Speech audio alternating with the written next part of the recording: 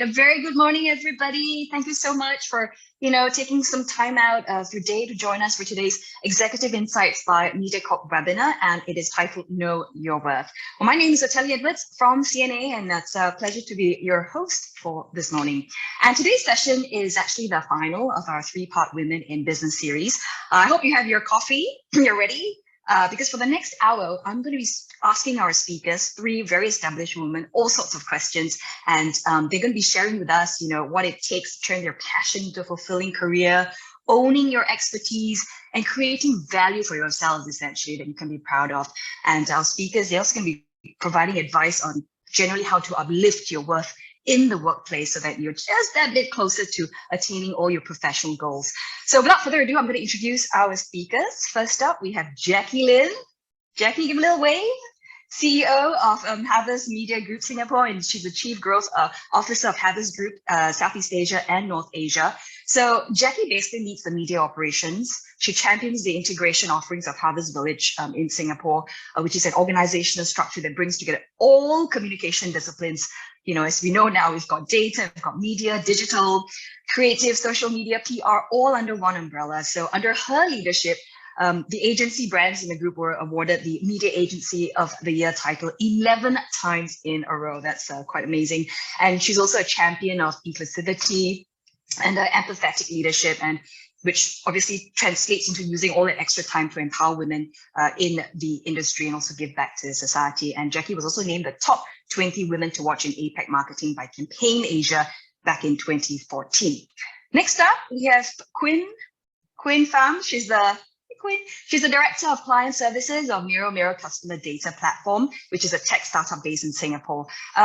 Jenna was supposed to be with us today, but she can't because she's traveling and she's just worried about reception and not being able to sound clear. So anyway, Quinn herself, she's very, very knowledgeable. She is one of the key members of Meiro's management team, and she leads the delivery of data integration, customer data platform implementation projects for its largest clients in Asia Pacific. And Quinn also advises her clients. How do you activate data? How do you personalize your customer engagement? Optimize business processes and digital transformation, that sort of thing. And during her free time, Quinn also volunteers as an instructor on data analytics for She Loves Data. What is that? Well, it's actually a not-for-profit organization with a mission to nurture data science and analytics for women to inspire them to pursue careers in these fields. And last but not least, on our panel, we have Debra soon. She is Group Head of Brand Communications and Marketing, Singlife with Aviva, and also my ex-boss. So I know that she is a very capable woman. Actually, for Deb, she's an accidental marketeer because after spending 25 years in the media, she was journalist, content producer, editor, commissioner, business owner, general suit, leading all our regional news channel for Channel News Asia, also the entertainment teams in radio, TV, and digital. So her diversified skill sets as CMO of Mediacorp basically enabled her transition, to the business world where she's, leading management and corporate functions of regional diversified companies in the property, automotive, and tech businesses as well. So without further ado, we are going to kick off our discussion. And for viewers or listeners out there, at any point, if you have any questions, do include them in the Q&A feature that we have, and we're going to try our best to address them as many of the questions as possible. So we're going to kick things off first by getting to know our panelists, their backstory and their road to success. So perhaps let's just kick things off with you first, Jack. I was wondering, when did you have that light bulb, that aha moment when you sort of realized, like, okay, this is what I want to do. I'm going to do whatever it takes to be the best version of myself?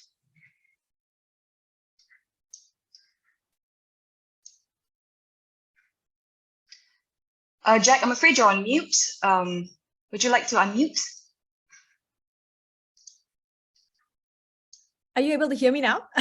Perfect. Yes. So sorry about that. Yeah. For me, I think there wasn't really like an aha moment, to be honest. I think, but I did know pretty early on that I would definitely value a role that allows me to use a combination of my right and my left brain, where we can enjoy the benefits of doing some analytical work through data and statistics, as well as also using my creative side, of my brains to be able to put something meaningful together. So that has always been something that I enjoyed. I wasn't going to choose between a job that was extremely technical in nature versus a job that would be a lot more creative. And I knew very early on that I love to work with people. So if I could find something to build my career on that allows me to work with people from all walks of life, interact with diverse groups of people, and that becomes the front and center of what I do, that would be something that would drive me. So there wasn't really a eureka moment or a spark, but I was very aware quite early on that would be something that I could do for the rest of my life. And any kind of role that allows me to do that, or to build teams, interact with people, that would be something that I would love to do. And you mentioned, so I guess the baseline is, you love working with people, which sort of, leads me to the whole idea of, like Debra, you started off as a journalist. I would imagine that you got to have that, that curiosity of wanting to speak to people, to understand them, to be, capable, to be a capable, exactly, snoop around. But the idea that you actually went from the newsroom to a marketer after spending 25 years in the media, right? That is quite a jump. How did you use your skills, you think, as a journalist to help you make that transition?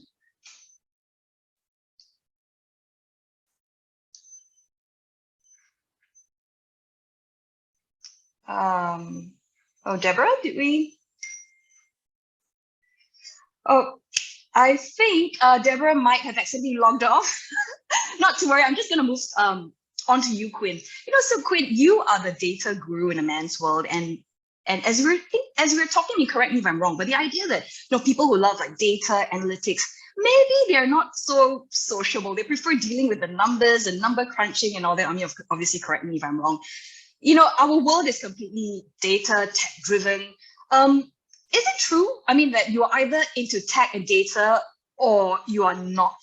Or do you think somebody just brainwashed our minds when we were little girls? I remember somebody telling me once when I didn't do so well in my math test that, don't worry, you're like, yeah, maybe you're just not good in math. So I'm wondering, what were your beginnings like?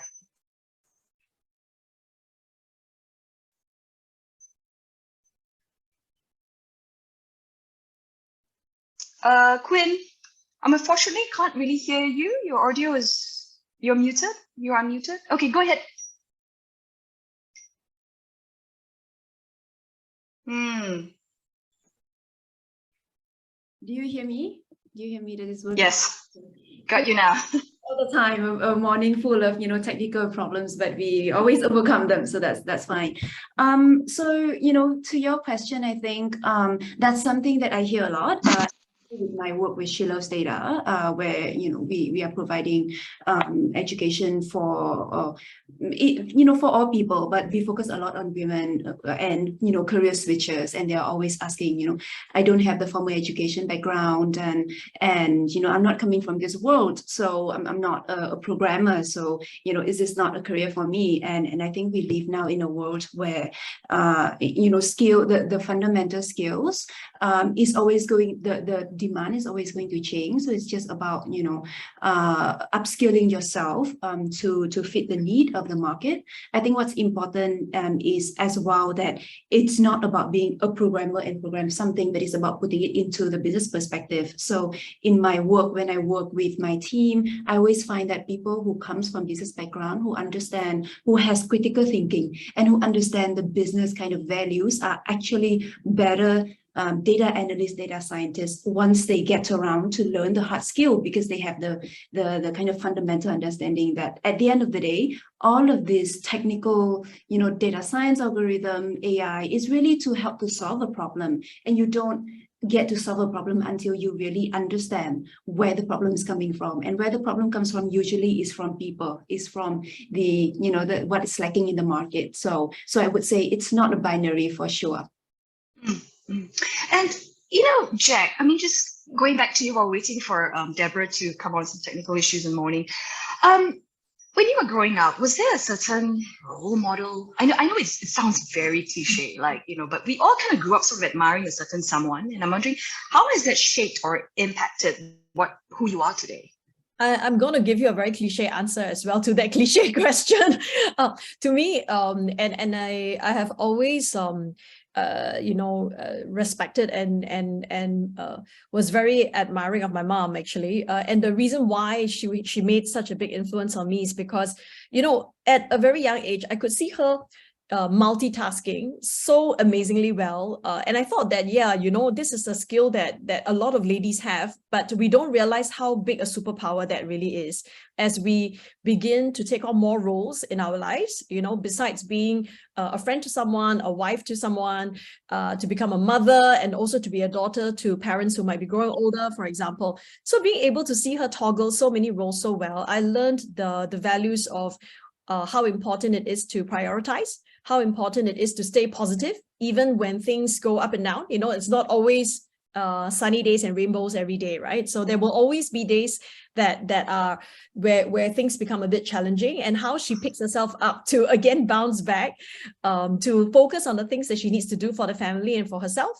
and definitely resilience. So these three core values, I think I have learned through observation. She's a very traditional mom, so she does not really talk about all these things with me, but through observation, I think it has helped me to develop very much my leadership style as well, or the way I live my life. And it's so cliche, right? I mean, actually louder than words, but your mom may not speak so much, but you're just feeding off, from her energy and from her examples. And welcome back, Debra. Okay, perhaps you want to unmute? Yes. Hi. Yes. Sorry about Hi. that. The best laid plans always. Technical. It was working so well before that. So Debra, I was just saying that, how do you think, skills as a journalist actually help you make that, transition? Oh, Because right. you've been in the newsroom for so long. Okay, I'll bring it back to that question where it really is about what is your passion, right? And and my passion is really telling stories. I accidentally became a journalist as well because I took up a scholarship from Singapore Broadcasting Corporation. I'm that old.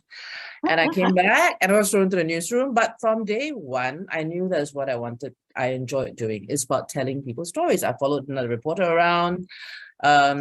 You have to tell stories with passion. You meet people, all sorts of people, all walks of life. You have to understand what their concerns are. You have to communicate it simply, clearly, succinctly, get the key messages out. That's what we all do today in comms, brand, and marketing. I am telling stories still of the company, of the people we help, of our products. And I was always about content. I mean, as Otelli knows, whether or not it's news, whether or not it was in entertainment, it's radio, it really is connecting with people, right? And it's all about connecting and making that connection. And the skill set really is about writing clearly and well, active voice, right? It's so basic, I'm still clearing copy. I think my team thinks I'm crazy. They told me to let go. I will have to, because there's too much to clear now as we've grown our team and a lot more work, right? So yeah, I think the skill sets from journalism, okay, other than the writing, connecting with people, hearing their stories and telling them, there are many other things. You have to think on your feet. You have to get it right the first time. There's no room for error. That is the best training that we have got. Yeah, trust me, the newsroom really whipped people into shape. Now to move on about, okay, we've heard about your background story, move on a little bit more about creating value for ourselves and finding sort of like fulfillment in work. Quinn, the data and analytics industry, right? It is constantly evolving. And, as I'm wrapping my head around TikTok, right, trying to understand, because that's where news as well is going, right, on TikTok. Metaverse is already out there. And I'm wondering, how do you keep up with tech? I mean, and stay relevant? It just seems like there's just so much out there. I think the key for me personally, I'm a curious person, right? So I will just follow what my curiosity kind of leads me. So when I read into something and I feel like, oh, hey, this is interesting, but not just like the headline title. But then I'll start to think about how does that affect people's behavior? How does that affect business? And how then does that affect my role? And I think that's where, like when you follow your curiosity and that's where it's like, it doesn't feel like work. Learning doesn't feel feel like a chore. It feels like, oh my God, my boss actually pays me, for kind of just sitting and researching on this thing. And then ultimately, maybe it leads to something where we can bring back to the team and say, hey, this is a trend, this is a technology, maybe there's something there that we should look into. But I think it always pays to just follow your curiosity and let yourself kind of, bring your inner child out. When children play and when they see something like a dinosaur, they don't care. They just, go into that and they just follow their what is fun for them. And I think I would love to create that for my team as well, right? To be able to kind of pass time and just to learn and to follow that. Yeah. Mm. And Jacqui, what's the... Sorry. Go ahead, I was just going to say, I think for all of us in marketing, really constantly learning and being on top of trends and what's going on is very important, right? To stay relevant, that's what marketers have to do, no matter what your age, what your, whatever company you are in, marketing is all about being on top of what's trending so that you can reach people. And it's really keeping young, right? Having the right, listening for me, I have a team who ranges from Gen Zs to boomers because we sell products across. The marketing team has to have that representation. And it's, for me, really learning from the younger people. They might not think they have anything to learn from us nowadays, I will tell you. But it's listening, understanding trends, right? Learning from them about digital and performance marketing, right? But at the same time, knowing that imparting knowledge in a way that's different today as well. I find that as leaders also, we need to find different ways to communicate. The work environment in today's environment is so different and the expectations are so different for the four generations in the workforce that as leaders, we have to moderate how we behave.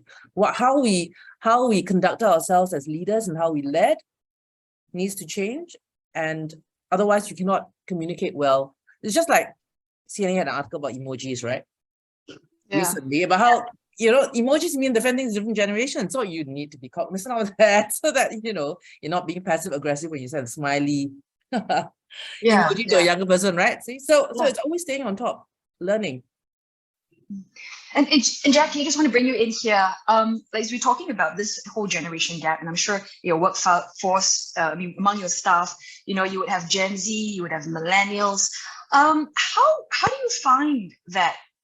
How do you learn from them as much as they hopefully will want to learn from you? Because as Debra mentioned, the Zoomers, these days they're just, kind of like they think that they know it all and more. I mean, thinking back also when I was younger, that was probably what I thought. But then the older I get, the realize the less I know. But Jack, how do you manage that? So I think in an agency environment, I would say that a lot of our new talent are pretty young. Okay, so you're right that it cuts across different generations. So we have, what we call the strawberry generation, the Gen Zs. We also have the millennials, and we even have boomers as well within the organization. So I think it's fairly balanced. And it's, I think the culture of the company is extremely important, right? So we need to set the right kind of culture and the kind of safe environment where everyone feels that their views are equally heard, regardless of their level or their age. I mean, I'm not saying that experience has no value. I mean, the fact that we are experienced and we have been through many different cycles and challenges along the way gives us some background and arm us, right, with a lot of knowledge, okay, on how to navigate certain situations that could be very challenging. But if you notice what we went through in the last two years or 2.5 years, there are a lot of new things, new challenges, unexpected twists and turns that I think people from all generations have never experienced before. So I think sometimes the lack of experience or that fresh mind and that new thinking or the untainted view of the world does have its value and place even in an important meeting, because they come in with new ideas and fresh thinking, and they have nothing holding them back. Especially the younger generation now, they are very outspoken when they feel unfairly treated, or when they feel unheard, or when they feel that things can be done a better way, or that what their supervisor has told them to do does not make sense, and there's actually a much more effective way to get things done. They don't hesitate to speak up. And we need to find a way to balance the dynamics in a manner that, yes, please speak up. We value all these feedback, but learn how to put them across in a manner that is useful and will be well received by the recipients, right, of all these inputs. And at the same time, also getting the ones who are more experienced and higher up in, say, the corporate ladder to take an open mind to listening to some feedback from the ground and also from the younger ones. So it's really about allowing that that collaborative environment where everyone has a very open posture and ego should be parked at the door, right? So mutual respect still needs to be there in the way we communicate, even if we disagree. But it's very important to allow people from all levels to be able to put in their point of view before we make decisions. So I think that is how we ensure that the young ones enjoy their work when they come to work in our agency, and at the same time that the senior ones also feel respected and that their views are also heard and taken into consideration when we make decisions. Quinn, you are the youngest, of us all here. I mean, is that something that you agree with? Is your boss older than you? And obviously in this tech industry, there are a lot of people who are also younger than you. You're kind of like sandwiched in between, aren't you? Yes, I know. I do feel sandwiched in between. I think for me, my luck is that I'm working in a pretty flat organization. So, I report to the CEO and we have when it comes to work, we have a very kind of balanced relationship where it's just really about what we want to achieve here, right? All opinions come through the door, but of course, we are a very data-driven company. So, if you can back up your opinion with relevant data and facts, then, it doesn't matter what your rank, what your title, what your experience is. But for me, with that being said, I think, earlier, Debra, you said that maybe the younger generation might have nothing to learn from the older generation. And speaking of, disagreeing respectfully, I have to, right? Because for me, what I have seen is that, look, there are certain things that can be learned quickly through books, through, internet and whatnot. And there are things that you can only learn through experience or through learning from somebody who has been through and done that, right? So for me, there are just certain business truism that is that when you go through the experience, I can only learn from somebody who has been in the business for a long time. Just things like, it's always important, like, storytelling. People don't buy products, people buy people, right? So how do you create trust? People do business with people they trust?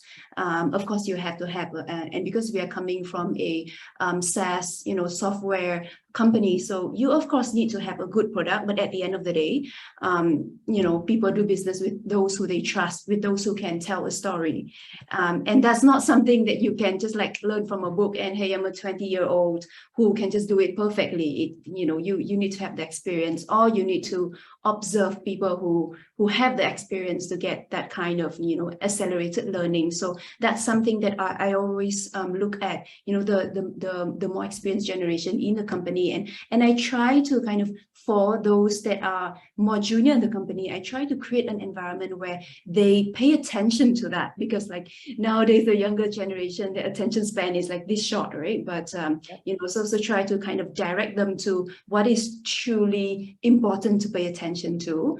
I think that's where we bridge the gap between the kind of generations. Yeah. I've got a question, a really good question actually from Ian Yo, one of our viewers. He's this question which, any one of you feel free to jump in. He says, how can we reduce ageism in the workplace so that we can tap on this intergenerational energy? How can we motivate managers in 30s and 40s to hire those above 50? Good question. I would start with, of course, in the organization, for us, at least at Meiro, I think in terms of hiring, there's the whole hiring process. We are looking at a few things, right? Of course, there are specific fundamentals that, domain knowledge and experience you need to have, but mindset is something that we pay a lot of attention to. Are you curious? Do you do side project? Do you try to keep up with the industry? So those are the things that matters to us, and those are the things that we specifically look for. So when we are actually, talking to candidates, talking to applicants, we only ask for those things, right? So I think what's important to recognize is, because the world, as we said, changes so much, somebody who is, younger in their 20s and 50s I feel like almost have equal chance to build their knowledge up to a job, because there are so much available resources to learn, right? So Yeah. it's how much you Sorry, I push just have to yourself. cut you off there, Quinn, because I just don't want to make sure I don't lose my train of thought. But the fact is that, is also the fact that, when you hire somebody who's in your 50s, like you can't flog an old horse. There is that, at least that mindset, I and think they're probably paid let a me- lot higher than, okay. than the, yeah. Let me speak about this, because I hire old agers. Again, at the end of the day, it's your skill. First of all, your first cutoff point is skill set, right?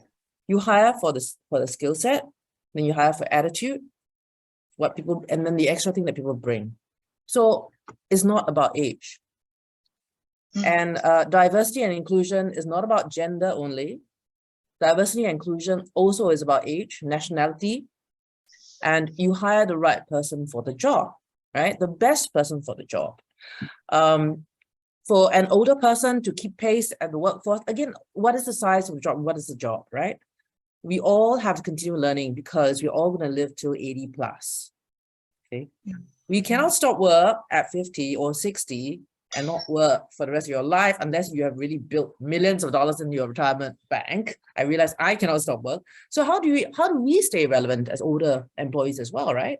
It's two sides, but you must have the skill sets that are required or needed for today's economy and the future economy.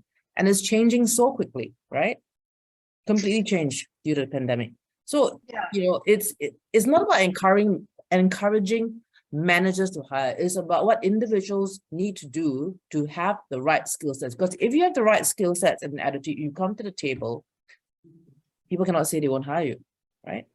Yeah. So Jacqui, like for instance, maybe I'll bring you in here. When you are hiring staff, for instance, and as what Debra's saying, you have a good attitude is important. When you're hiring staff, is it over the years you've honed that knowledge that, okay, this person has a good attitude, or this person does not have an attitude?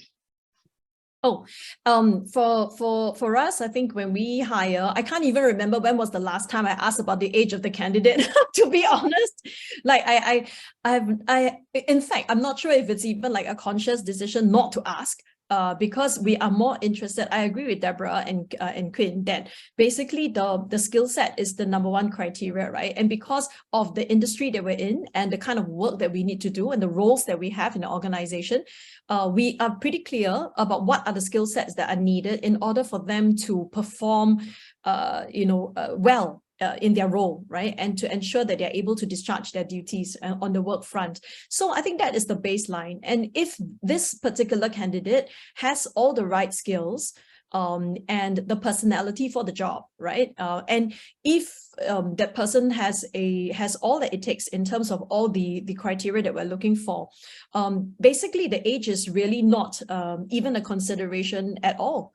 I agree that now we are so open. In fact, we're in a talent crunch, right? Everyone's talking about talent crisis, being unable to find the right people for the right jobs. Yeah. I think it's a question of skill set, because if in such a challenging talent environment, if we can find candidates or potential applicants that are keen to join an organization with the right skill sets and attitude, the right heart and soft skills, I think the age would never ever become a factor for us to turn any candidate down, because we are hungry for talent, Yeah, as you rightly mentioned. So, and also, but for some professional women in their 50s, for instance, whether they have to suddenly become a caretaker, they've got responsibilities as a mother, or et cetera, they have to kind of give up their jobs. And I know, Debra, I kind of agree with you, right? As we get older and older, we kind of have to keep working until at least our 60s. So I just want to get an idea, what's your view on that? With just women having to leave their jobs in their 50s? I mean, is it a point of no return after that, if they have to take that short break? You ask, okay, I think if you leave full-time workforce, you have to be prepared that you might not be able to get a full-time job after that. But then today's is a gig economy, right? There's no lifelong employment. Actually, there are very few places that offer a few. We don't look at lifelong employment or staying at the same job the same way that we used to, right? Previous generations, it's all about loyalty, blah, blah, blah. But today, if you don't move, it's not seen as, it's seen as not good in your career, right? 20-year-old will be that, actually. both of us who spent 20 years in the same organization, right? But back to the question about leaving the workforce in your 50s, right, for women. It's not only for women, I think it's for men as well. But again, it's reskilling and skilling. Secondly, it is about having a much more flexible work arrangements, which all of us, I think a lot of companies practice today. And I don't think I can retire, but I don't think I'll ever retire. I'll always find things to do to earn an income, right? It could be teaching yoga, it could be home dining, right? But we will keep active anyway. We have to. Yeah. So I want to move on to talking about self-worth, which is what our theme is for today. And women, and I think especially younger women as well, right? I mean, they're growing up, and now with social media, there's a lot of insecurity for the women. Not only do you have to be everything up here, you have to look a certain way, you got to have the entire package and more. And I know a lot of young girls in schools, I mean, they're juggling with that. And sometimes all of the insecurity can be transferred to the workplace as well. So, do you want to let us know? I mean, three of you, I mean, you're clearly very smart, intelligent, and you look great as well. How do you say you're entering the workforce? How do you step up and show that, I'm willing to work hard, and to build my confidence along the way? Jacqui, you want to go for it? I think for a lot of it is having a good mentor is important as well. Sometimes when you first enter the workforce, you have a lot of questions and insecurities, whether it's about your looks, whether it's about whether you can afford the nice luxury brand so that you look, nicely put together for an important meeting. I think we need to the confidence goes beyond just wearing expensive labels and all that. I think what matters is the substance. And if you put yourself well together, you're neat and you respect the occasion, whenever you turn up for work and for any meeting, and you demonstrate that in the way that you operate at work and through your professionalism at work, I think people and your supervisors and your management will be able to see that spark in you, and that will help you to build confidence as well. And we do believe in mentorship programs. I think mentorship programs are fantastic, because if you identify a few good middle managers who are up and coming and who have been through that initial teething period when they first enter the workforce and they feel a little bit lost, it's always great to pair them up with the younger generation to share some of their experiences and how they managed to navigate sticky or sensitive situations, and how they could stand out or speak up so that they would become noticed in the right way. So as an organization, we try to provide these mentorship programs as much as possible as well. So I think that would really benefit and help the new generation of talent, fit into the workforce and thrive. Right. So Quinn, you are in sort of like, there's this notion you're in the men's world, right? All this data, numbers, and analytics. I mean, did you face that insecurity when you first joined, or even now sometimes? All the time when I'm presenting to to kind of C-suite director level and above, like it or not, it's the gender balance is still not there. So all the time I feel like I'm presenting to these people, and there's all these things going on in my head that do I look professional enough? Do they see me as too young, too women, to this and that. But one thing that I think I've figured out over the years is that self-worth, especially for a woman, I think doesn't get realized until you truly realize that it comes from within, right? What is the bar? What is the kind of barometer of your worth? Like, where is it coming from? If for example, if I myself say that I want to look a certain way, I want to have this skill, I want to do certain things, I'll try to dig deeper and think about, where is that one coming from? Am I trying to compare myself with someone? Am I trying to please someone because this person says, oh, that sounds like success? Like, where is that success barometer coming from? And it's only when I'm trying to do something where, oh yeah, when I sit just with myself in my room, in my house, and think about, oh, I managed to do this, I managed to learn this skill, learn this programming language, or do this particular thing and build this thing. And that makes me, that helps me to follow my curiosity. It comes from within, right? It doesn't come from anyone else's telling me what that success means. And that's where I feel like the self-worth is really very authentic. Right. And actually, we've got a question which is kind of linked to what you're saying as well, Quinn, from somebody who didn't leave his or her name behind. Maybe Debra, you want to take this one? It says, do you still experience bullying at workplace at this level that you're at and think it might be due to gender discrimination, for instance? And how can we encourage women to walk out of such situations or confront it? Okay. Now, what was the first part? I didn't hear the word there you said. Bullying. So at your level. Bullying. Yeah, do you experience bullying at this level? Yeah. So I agree with the other two ladies about a few things. Mentorship, self-worth.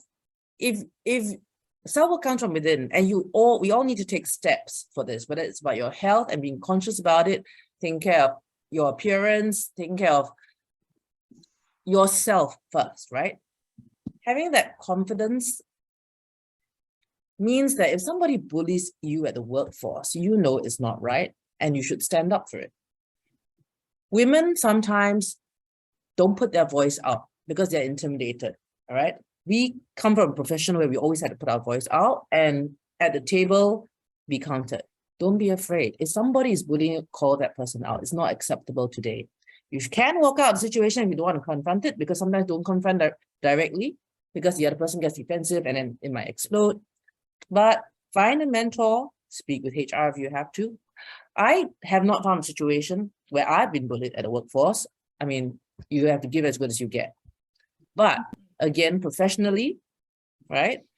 I don't think I've been really bullied in the past. I think we're very fortunate to have very good male bosses and 50-50 women in the boardroom. I have a female CEO now. She's fantastic. None of the men have ever tried to bully any of us, right? So I think we've been fortunate, but maybe people experience it, other women experience it differently. But do find somebody to talk to. Every workplace will have a HR person that you can talk to who should take it seriously. And there are now a lot of things in place, which companies and even the MOM has put in place where we can actually report about it. Yeah. And those are valid points, Debra. But sometimes there's this notion, right, that, if I go directly to HR, I'm bypassing my superior. I'm taking a gamble here. I don't even know if HR is going to be on my side. That's true. So there are all these concerns, and especially as a younger person, I mean, just I would imagine that your confidence level is not there. So I don't know. I mean, Jacqui, even for you as well, even you are the CEO of your company, I guess do you still feel bullied, or is it sort of a different dynamic where you have to constantly prove yourself to set the example, to set the bar for your staff? I wouldn't say that I have experienced any bullying so far, and that's not to say that I don't experience it only now because I'm the CEO, but even in my the years of building towards as I grew in my career, I did not experience any bullying, but I would say that it is more male dominated sometimes in certain environments, and you do feel that you do need to be assertive and be firm about certain points that you want to make, especially if there are important points that you feel are worth fighting for. Okay, and not in every forum people would listen equally to everyone in the room, but it's important to still state your point because it matters to the agenda that you're trying to put forth.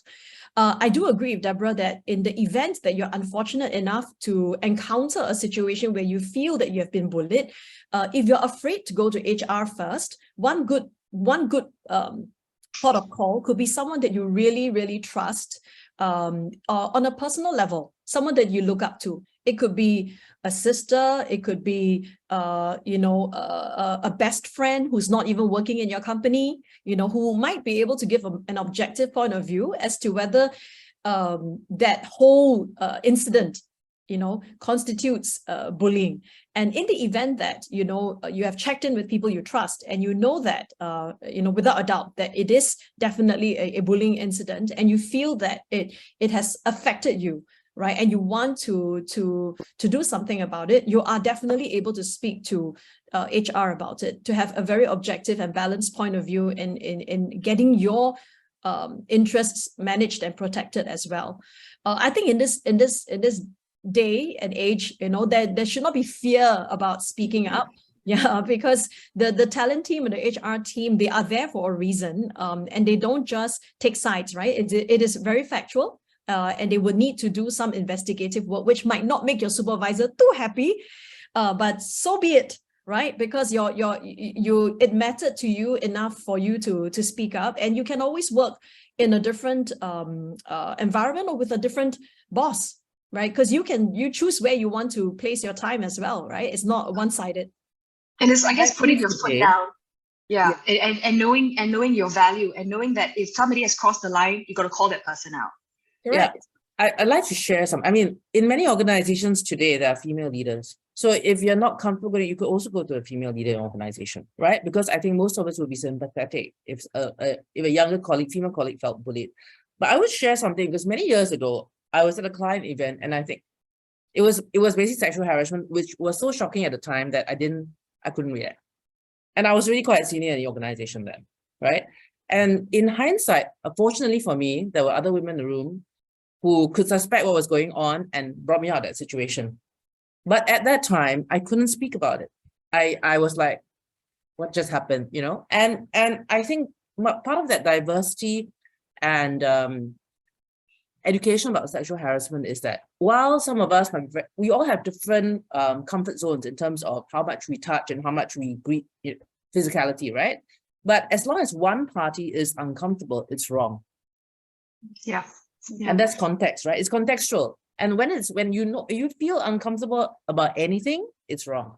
So you might not call it bullying, but if you do feel uncomfortable, something is already wrong and a person has crossed the line. He or she may not realize it, but then you should communicate that it was not correct. Either directly to the person, if you can, confront. If you can't, talk to somebody else in the organization, speak with HR about it.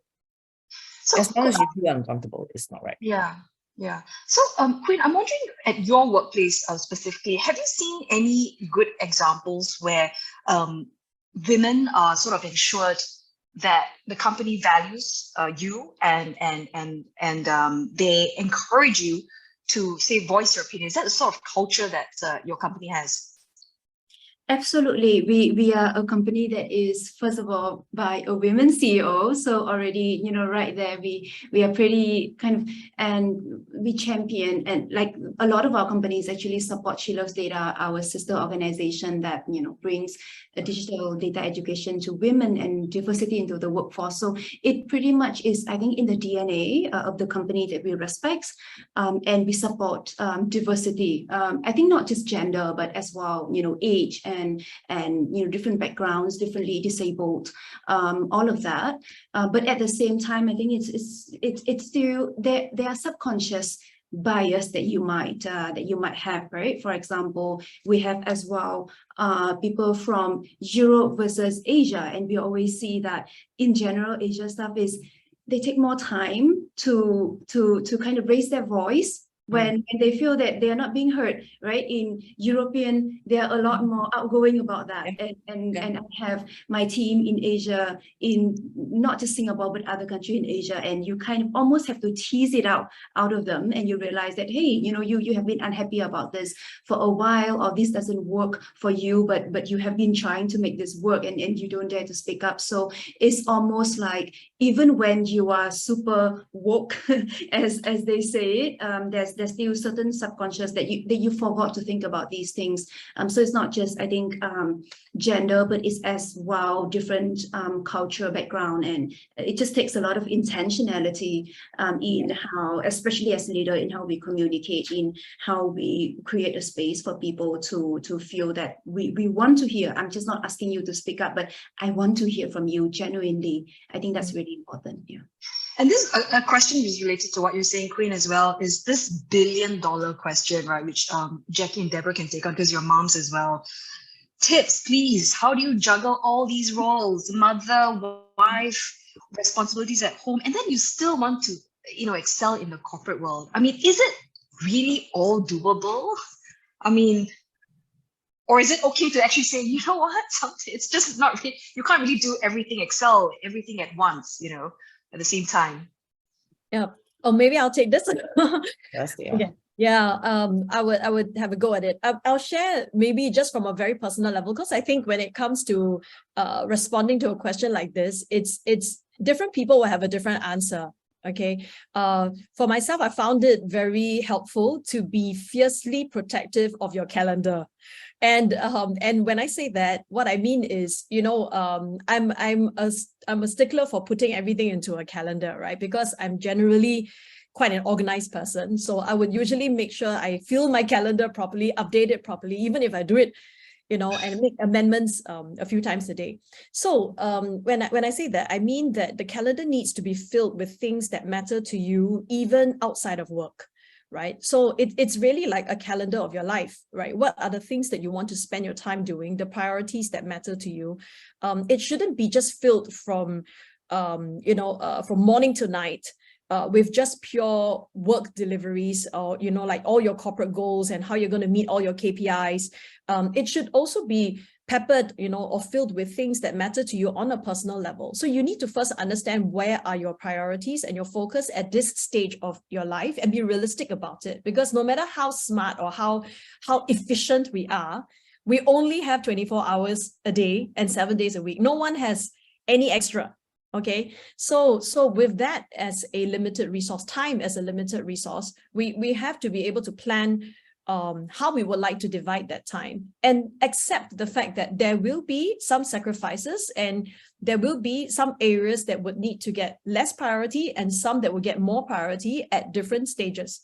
So it's coming to terms with that once you have already put that plan together, that will give you that peace of mind that you have thought this through and you're happy with the decisions that you have made on where you would place your time and your effort. Because I know a lot of people try to do too many things, and in the end you find that, you know, the time has passed and you haven't really quite achieved anything because you tried to do too much, right? So yeah, that's the way that I think would be a useful tip that I found worked very well for myself. Maybe Debra has another point of view. No, calendaring is very important. I'm overscheduled, but I also put into my calendar the time for my friends, my family, to walk the dog, to go for workout, to go for yoga, whatever. It's all on my calendar. But at the end of the day, take care of yourself. You have to take care of yourself first before you can take care of other people. So remember to do that.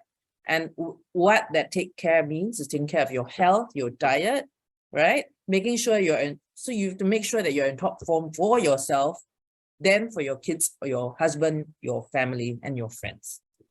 If you don't very good advice. take care Self-care, self-care is very important. And you know, there's always this guilt, right? Whether it's mom guilt or all kinds of guilt. I used to say I had working mother guilt, right? You know, my kids are at university now, so okay, it's empty nest syndrome now, but right, so I'm like back into the everything very scheduled.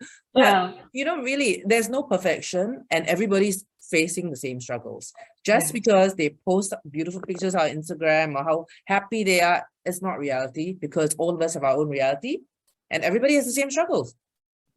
I recently wondered how I did it, because one day I was going to work, I had to stop by a clinic to collect some medication, and there was a jam. I was going to be late for my meeting. I decided to take the meeting in my car office, right? And I'm like, how did I do it? How did we do it? How did we do it and raise our children, send them to school at the same time? I really don't know. Very often, I think mothers, you just go, You just go because you got to send your kids to school, get to that meeting, win the deal, turn up on air, do a presentation, you know, come back and cook or do the groceries. And we did it. I don't know. Okay, that's where I kind of draw amazing, right? So, but give yourself a break and take care of yourself. That's the most important. Yeah. So we should actually, you know, so CNA, they did a recent study because it was Mental Health Day. And one of the surveys, an exclusive survey that CNA did, was the fact that burnout was the #1 cause of people just having this mental breakdown. So I'm wondering, like you mentioned, on top of all the roles you have to juggle, you know, having to manage, the work side of things, social life, me time, and all of it. How do you make sure that, firstly, how do you even know, like, okay, I know I'm going to go through a burnout, I need to do something else? What are your coping mechanisms for that? Quinn, you want to jump in first? For me, I know when I'm burning out is when, like, I know my tendency. When I start to feel that I'm not coping with it very well, I start to run away. I start to switch off my email. I start to try not to look at my Slack, because I will feel like everyone is coming to me for answer, for solution, and I can't deal with that. And that is counterproductive, right? Because people don't know what's happening, and basically, you're just stonewalling everyone. So for me personally, I think, besides what we have talked about, which is take care of yourself, which I do believe that that's the most important thing. You are the only, at the end of the day, if you don't have, mental and physical health, everything else suffers. So that's for sure the first thing, right? But for me, there's two things that I try to live by. Number one is that, going back to like work-life balance, for me, just recognizing that it's not super separated areas of my life. Now, this works for me. Your mileage may vary, right? For some people, it's completely different areas, and that's fine. But for me personally, I involve my husband in what I'm trying to do at work, the projects, what I'm discussing with my boss, what my ambitions are when it comes to work. So he understands when I'm like really going full force to something. And my boss as well understands that, oh, we are planning this vacation, we are planning this move. So kind of she understands that when in my personal life, I need to shift my attention as well. So that helps a little bit in people understanding the context around what I'm operating with. So that really helps. And the second thing is, for me, coming from being a single child, asking for help is the most important but also the most difficult thing ever that I had to learn to do. But I realized that I can't do all alone. And the sooner we recognize that, speaking of mentors, right, the sooner we recognize that we can ask for help, and we can, gather the wisdom of the crowd to help us achieve the better. So for me, the moment I realized that, okay, I'm switching off, I can't deal with this, I delegate. I communicate that, hey, I need help, I need a breather. That for me, learning how to do that without then blaming myself that, oh, I failed, like without assigning that blame on myself. That's, I think, the first step to dealing with it in a healthy way. Jacqui and Debra, you want to jump in very quickly? I'm just a bit mindful of the time, but maybe in terms of burnout, what are some of the things that you do that's non-negotiable for you every day? Like for me, I know I need my exercise. I do this non-sleep deep rest yoga nidra practice, and I make sure I've got enough sunlight. Like that's like my thing. But perhaps, we could just run through what's non-negotiable in a day for you. Debra, would you want to go first? Okay, well, there used to be many more non-negotiables, but there are fewer now. But yes, similar to you, I need to exercise. If I don't exercise, I get tired. So then you go into a bad spiral, then you're tired, you wake up late. So that's where it's close to burnout. And then you have to say, stop it, exercise again, and then come back, right? That's for me. Listening to music. Music is somewhere every day, on the way to car, at home, to come back, I need to wind down. I'm cooking in the kitchen for myself, music. That is very useful as a wind down mechanism and to help you cope with stress. I mean, we all have stress, right? The other thing I tell my teams now is not life and death. Most of us do not work in life and death situations. For people who work in life and death situations, it is life and death, go get it done, right? But really, nothing is life and death for most of us. If it isn't, it can wait. Jacqui? For myself, same. I do exercise quite regularly. So it's either, spending time doing Pilates because it helps me to unwind. And I try to do it every day. Of course, there'll be days when you cheat and you don't do it. But yeah, most days I try to do it. Make sure that I slot in at least about 45 minutes a day. And it could be first thing in the morning. It could be the last thing I do before I wind down for the day. And definitely time, dinner time with the kids, because my two kids are still pretty young. I mean, not that young anymore, but at the age when they want to talk a lot and tell me about their day. Tell me about their boy-girl issues at such a young age, but I just want to be there to listen to them. And of course, spending some time with my corgi as well, because that really is good for the soul, right? Yeah, so these three things are like non-negotiable. Quinn, in my case, yes. And what's in a day like? What are the three top things that you absolutely have to do? For me, waking up in the morning and eat my coffee, that's for me non-negotiable.